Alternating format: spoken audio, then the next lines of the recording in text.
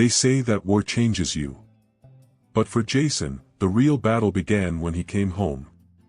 After surviving the physical dangers of combat, he faced an enemy even harder to defeat, the one in his mind. While others chased after money, wealth, and the American dream, Jason was just trying to find a way to make it through the day. He didn't care about the market or the hustle to buy the biggest house or the latest car. His world had shrunk to the size of his garage, where the sound of an engine was the only thing that brought him peace. But what if that small business, born from a desperate need to survive, could become something more? What if fixing cars wasn't just about therapy for himself, but a way to transform lives beyond his own? In the dim light of the garage, the air is thick with silence, save for the faint sounds of tools clanking against metal. Jason, the veteran, leans over a rusted old car, his hands stained with grease as he methodically works on the engine. It's not just about fixing the car, it's about quieting the storm inside his head. His eyes, distant and heavy, reveal a man who's fought battles beyond the battlefield, still carrying the weight of his past. Alone in that garage, surrounded by old tools and broken machines, Jason finds a strange sense of peace.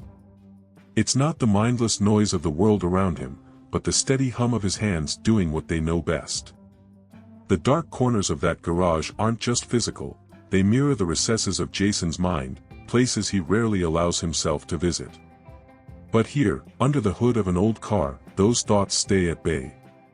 Each turn of the wrench feels like a momentary escape, a brief reprieve from the endless noise of memories that haunt him. The engine's low rumble fills the space, offering him the kind of silence he's been searching for since returning home. He works late into the night, the quiet hours offering him solitude, a space where his mind doesn't have to fight anymore. Yet, the deeper he dives into the work, the more apparent it becomes, this isn't just about cars. Jason's connection with machines is more than just skill, it's survival. Every car he fixes is like a piece of himself he's trying to repair, piecing together fragments of a life that was once whole. But no matter how many cars come and go, there's always one more thing to fix. His focus sharpens with every bolt he tightens, but a shadow still lingers behind his gaze, a constant reminder that this battle, the one in his mind, isn't as easy to fix as the broken engines in front of him. The garage might offer him a safe haven, but it doesn't erase the past. In this space, time moves differently. It's not about money, or the market, or building wealth. Here, it's about the simple task of making something work again, even if it's just for a moment. Jason isn't interested in the mindless pursuit of wealth that so many people chase. Instead, his mind is fixated on something far more valuable to him, peace. That's what he's really after, though he may not even know it yet. The world outside talks about building wealth, finding success, buying houses and apartments, but Jason? He's just trying to hold his mind together, one car at a time. His hands, worn and scarred, are steady as they move across the engine, but his mind? It's far from steady. It drifts, even in the middle of this delicate task. Every squeak of the wrench echoes like a memory. The cars become a mirror to his own life, rusted, in need of repair, and, perhaps, in need of something more than just a new part. The simplicity of working on these cars, stripped down, raw, imperfect, gives Jason something he didn't realize he needed, a place where he can face his demons without fear of judgment, where the struggle isn't to find success but to find a semblance of himself again. And yet, in this quiet garage, as Jason turns the final bolt and steps back from his work, there's a question that lingers in the air: can this really fix what's broken inside of him? It's a question that weighs heavy, hanging over every car he touches, every engine he brings back to life. He might have found solace in the steady rhythm of this work, but something deeper tells him the real struggle hasn't even begun. The sound of tools fades away, and Jason's mind drifts back to a place he never quite left. The garage may be quiet now, but in his head, the chaos of the battlefield roars. Explosions, the sharp crack of gunfire, the panicked shouts of his brothers in arms, all those memories flood back like a tidal wave, uninvited but ever present. His body tenses as if bracing for impact, but it's not real. Not anymore. He's not there, yet it feels like he's living it all over again. Sitting in a small therapist's office weeks after coming home, Jason had tried to explain the noise in his head, but how do you describe a war that never leaves? Those battlefields were nothing like this quiet garage, but somehow they exist in the same space. One moment, Jason is leaning over the hood of a car, but in the next, he's crouched in the dirt, adrenaline pumping through his veins. The war, the suffering, it followed him home, refusing to stay buried in the desert sands. He never imagined that his mind, once so sharp, could become a prison. The PTSD crept in slowly at first, like a shadow you don't notice until it's already swallowed you whole. His life back home, far from the front lines, became its own kind of battle. He remembers sitting alone after returning, the hum of everyday life around him feeling so foreign. It didn't matter if he was in his house, a friend's apartment, or surrounded by family, none of it felt real. It all seemed too distant, like he was watching someone else's life unfold. Flashbacks hit him when he least expected it, in the most ordinary moments, reminding him of what he couldn't escape. It was as if his mind was trapped between two worlds, the one where he fought to survive and the one where he was supposed to live. Neither felt right anymore. The market of regular life, the pursuit of money, careers, success, it all seemed so trivial to him after what he'd been through. He tried to play along, tried to get his mind to settle into this version of normal, but it never did. The sound of cars driving by on a busy street sometimes startled him, making his heart race. The sound of engines brought him back, but not in the way people think. He wasn't scared of it, it was just too familiar. The battlefield wasn't just in his past, it lived on in the present, in every ordinary sound that reminded him of what he had seen, what he had survived. Jason had once thought that coming home meant everything would return to normal, that he'd fall back into the life he'd left behind, maybe buy a new house or work towards something that felt meaningful. But the wealth of peace he craved wasn't something he could buy or build with money. The memories always found him, no matter where he went. The world told him to just move on, to push past the pain, but how do you move on when your mind is constantly being pulled back? The war had left scars that ran deeper than any physical wound. Every flashback reminded him of the weight he carried.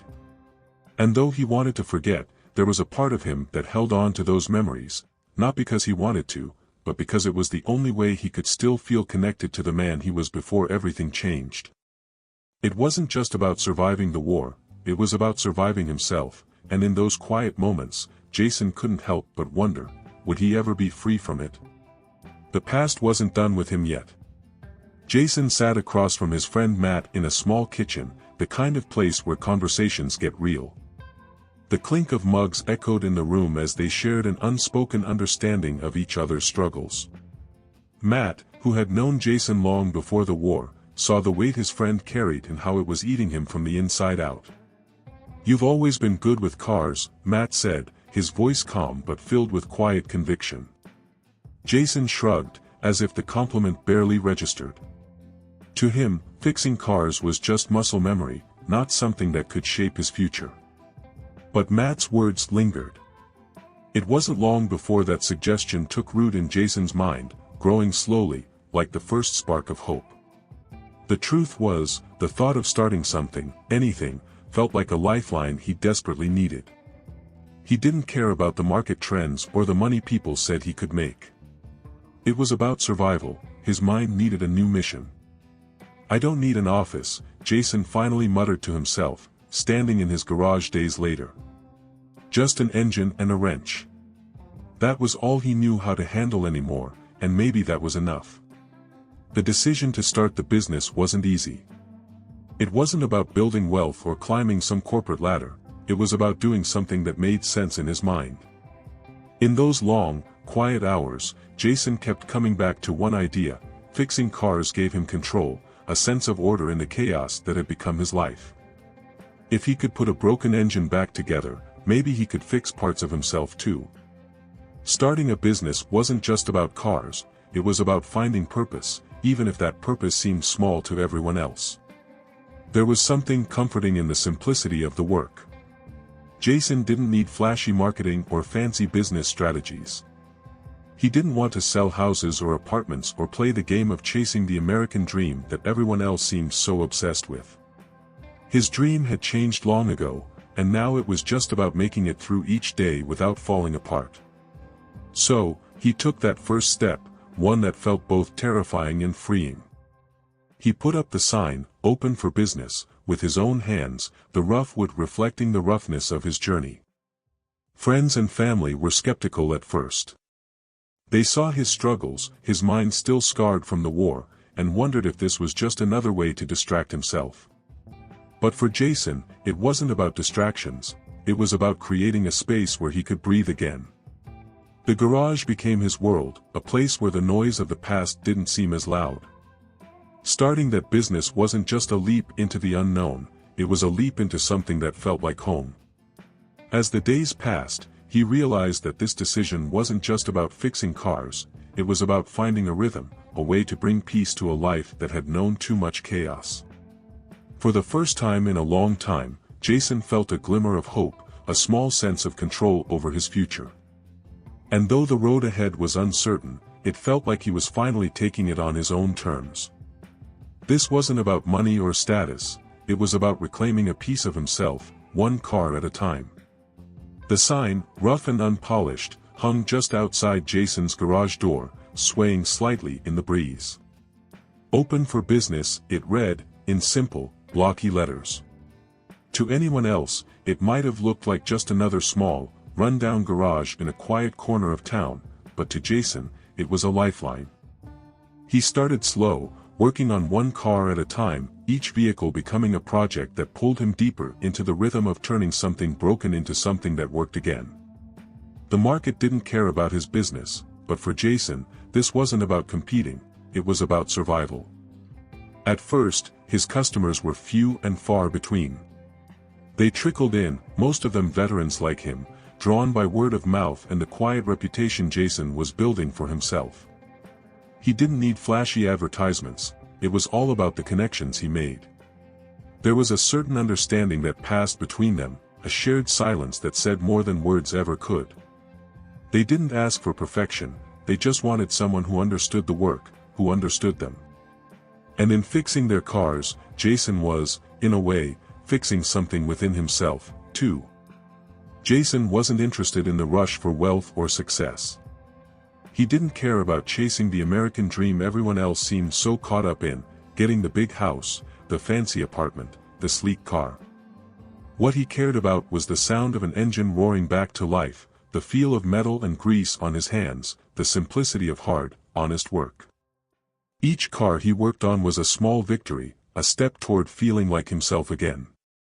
His business might have been small, but it was starting to mean something, not just to him, but to the people who came to him looking for help. The real turning point came when Jason realized this wasn't just about fixing cars, it was about rebuilding lives. Customers, mostly veterans at first, started opening up in ways they hadn't before. There was something about the hum of the engines and the smell of oil that made people talk.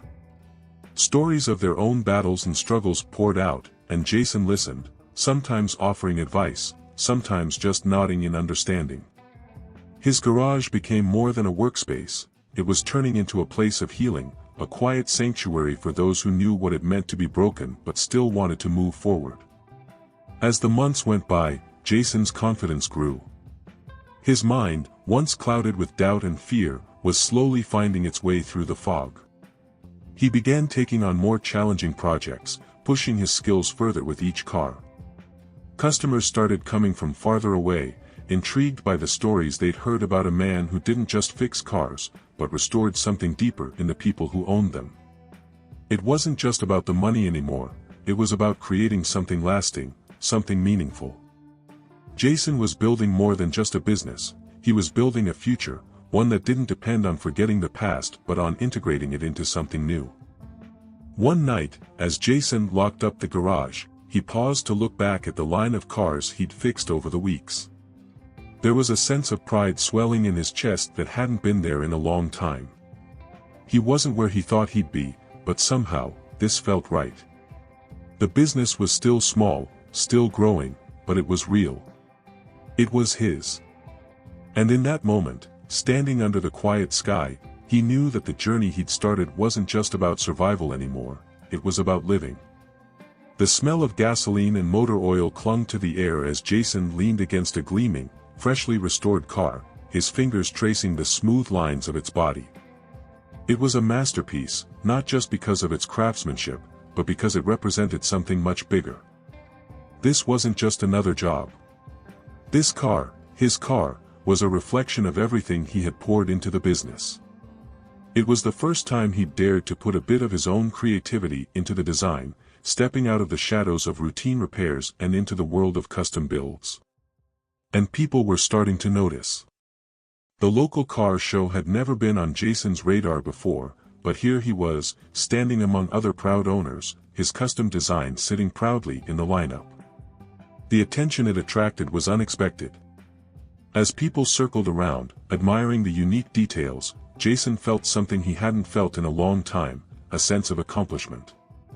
This wasn't just about fixing cars anymore. It was about creating something new, something that carried a piece of his mind and soul. The success was bittersweet, though, as it brought with it a mix of pride and fear of whether he could keep up with the expectations now being placed on him. The buzz around Jason's work began to grow, and with it came opportunities he hadn't anticipated. Orders started coming in for more custom builds, and his phone rang more often than ever. People from nearby cities wanted his touch on their cars, eager to see what he could create. It wasn't about the money, though that started flowing in too. The market had found him, even if he hadn't sought it out. Wealth, the kind people often chase, seemed like a distant thought. For Jason, success wasn't about dollar signs or bank accounts, it was about reclaiming a part of himself that he thought was lost.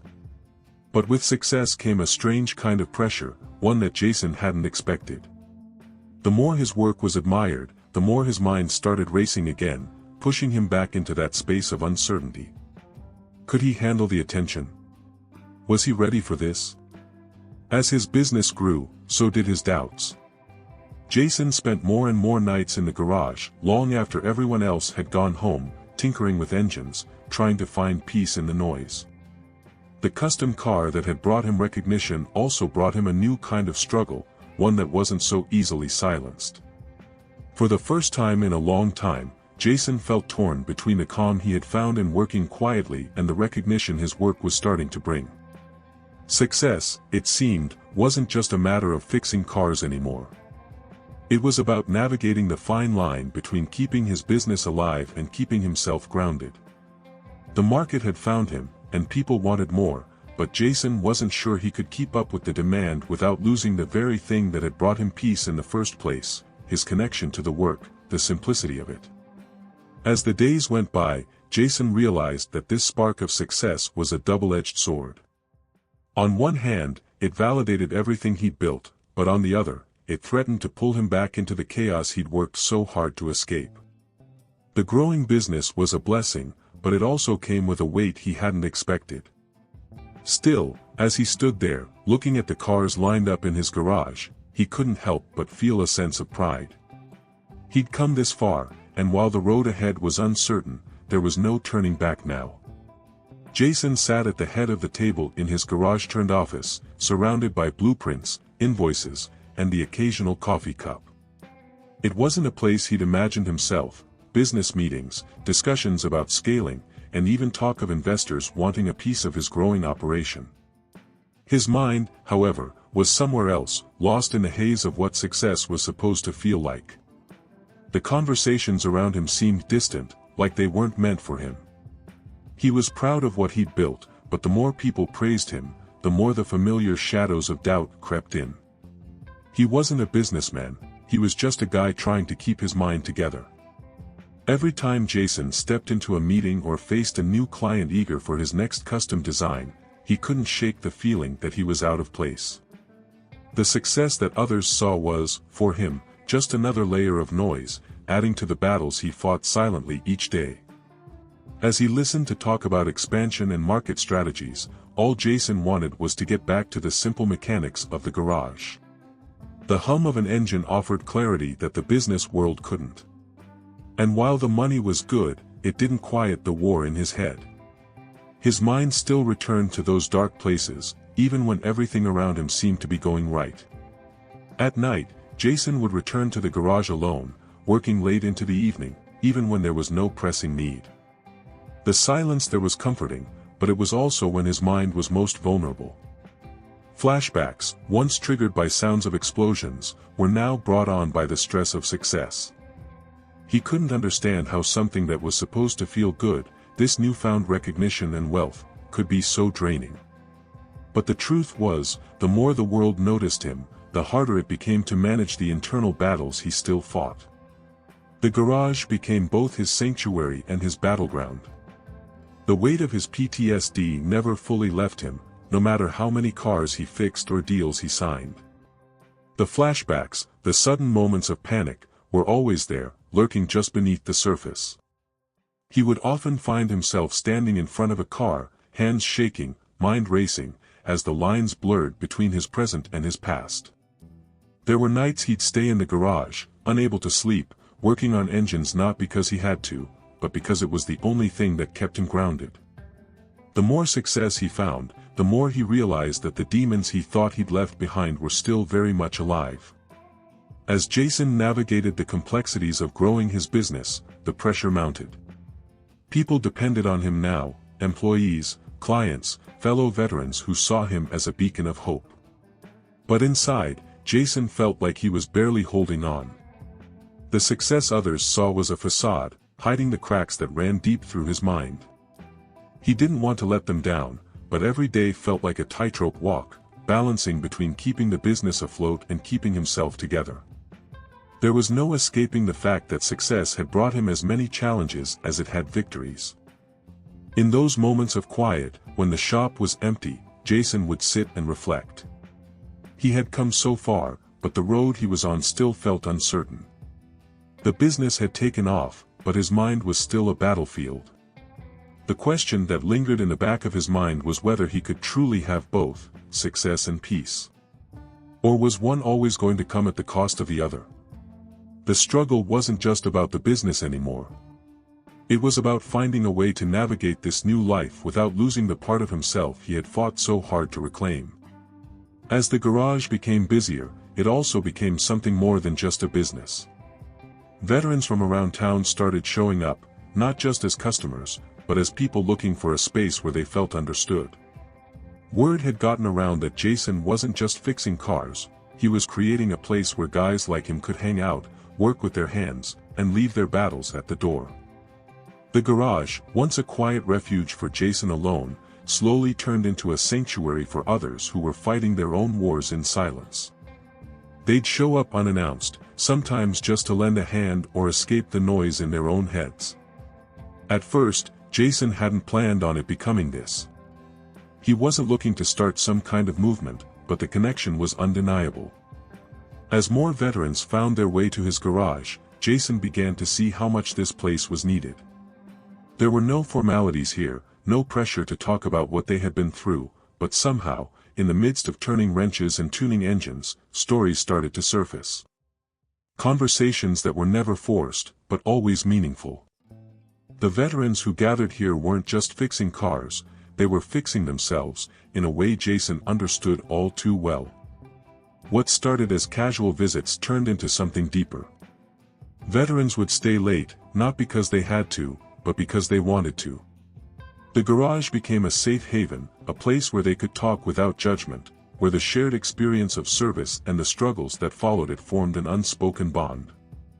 The sound of engines became a backdrop to these quiet conversations, the hum of machines offering a sense of calm amidst the chaos of their lives. Jason wasn't just a business owner anymore, he had become a mentor, a friend, and someone who understood what it meant to carry the weight of the past. There was something sacred about this space now, something that went beyond money or success. Jason had unknowingly created a community, one that grew stronger with each passing day. He started noticing how the veterans who spent time in his garage were changing, just as he was. The work wasn't just about cars anymore, it was about purpose, about finding a reason to keep moving forward. Jason saw in them the same struggles he faced, and somehow, in helping them, he was helping himself too. This wasn't a charity, it was a brotherhood, built on shared pain and quiet resilience. As more veterans joined the garage, Jason's mind started to shift. The weight of his own PTSD didn't feel as heavy when he was surrounded by others who understood. The garage, once a place of solitude, was now filled with laughter, conversation, and the kind of camaraderie Jason had thought he'd left behind on the battlefield. He realized that this business, this haven he'd built, wasn't just saving him, it was saving them, too. The cars were just the beginning. What mattered more were the people who gathered here, day after day, finding peace in the work and in each other. Jason looked around one day at the group of veterans working beside him and felt a sense of pride he hadn't known in years. This was what he had been searching for, not just success, not just peace, but connection. The garage wasn't just his anymore, it belonged to all of them. And in that, Jason found something he hadn't expected, a new mission, one that went far beyond fixing cars. It was about fixing lives, about creating a space where healing could happen in ways that no one else could understand. And for the first time in a long time, Jason felt like he was home. Jason didn't see it coming, the shift from being a solitary man, working on cars to quiet his mind, to someone others now looked up to. It started small, a question here, a tip there. Younger veterans, fresh from their own battles, would come to him not just for help with their cars, but for advice. They saw something in Jason, something steady, something they could trust. He never saw himself as a mentor, but the role seemed to find him naturally. In the quiet moments between the clanking of tools and the hum of engines, he found himself guiding these men, not just through their car repairs, but through their own struggles. It wasn't just about fixing cars anymore, it was about rebuilding lives, starting with his own. Jason would sit with them, sometimes saying nothing at all, just being there in the stillness. And in that silence, he realized how far he had come. He had once been lost in the chaos of his mind, drowning in memories of war and pain, but now, he was the one others turned to for strength. It was a strange feeling, one that filled him with both pride and humility. The once isolated man, who had thought he would never find his way back, had become a guide for others walking the same path. As the veterans worked together in the garage, Jason found himself laughing more, smiling at the shared jokes, the camaraderie that came so naturally. He had found a new kind of brotherhood here, one that wasn't born on the battlefield but forged in the day-to-day grind of building something meaningful. And while the cars were still at the heart of it all, the real work being done here was the healing that happened between the conversations, in the shared silence, in the understanding that passed between men who didn't need to explain their pain. They just knew. The transformation wasn't just in Jason's role, it was in his mind. He had once believed that success was something other people chased, money, status, houses, apartments, things that had never really interested him. But here, in this garage, he found a success that was deeper, more lasting. He had found purpose, not just in fixing cars, but in helping others fix themselves.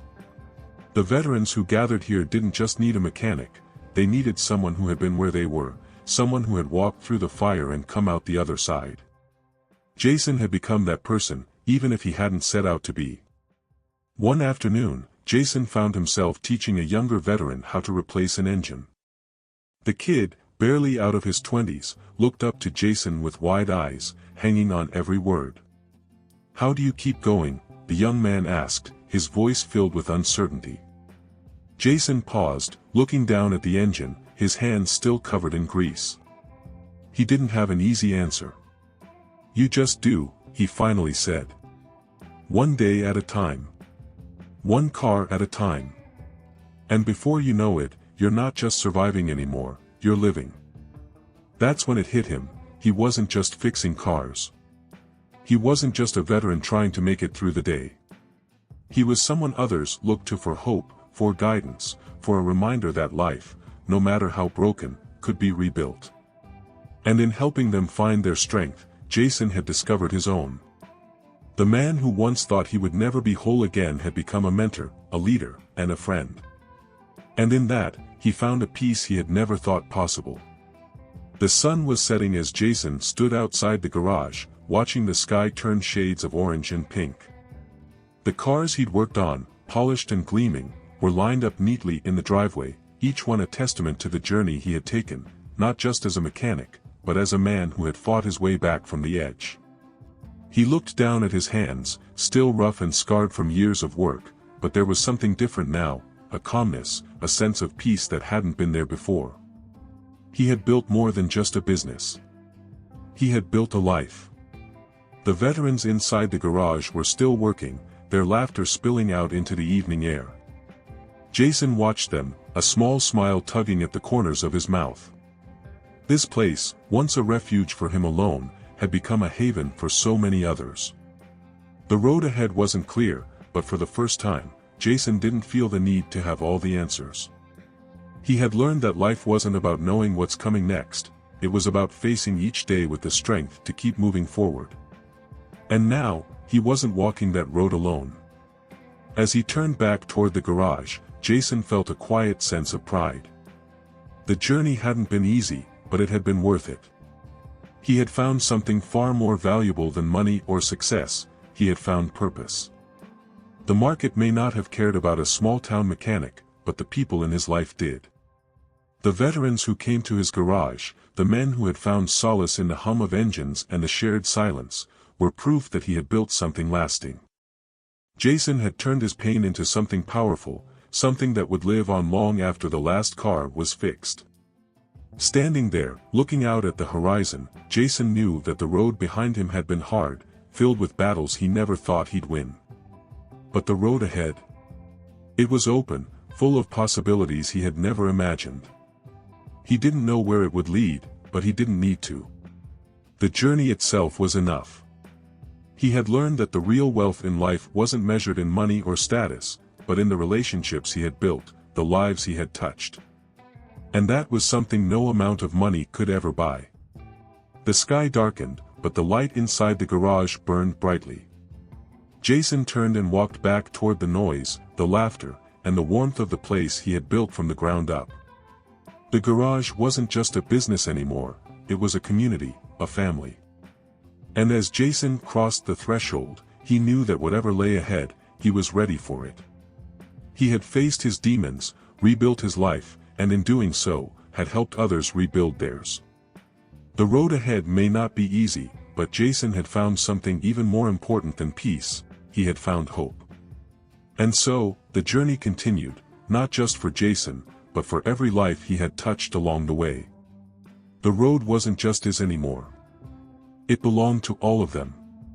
Together, they would face whatever came next, one day at a time, one car at a time, one step toward a future filled with possibility. Have you ever found yourself lost, trying to rebuild your life one step at a time? Maybe it's not about cars, but what's your engine? What's that one thing that brings you peace when everything else feels out of control? Jason found his in the sound of a motor, but what about you? I'd love to hear your thoughts in the comments. If Jason's journey resonates with you, make sure to subscribe and hit the notification bell so you don't miss out on more stories like this one. Together, we can explore the stories that remind us all that even in our darkest moments, there's always a way forward.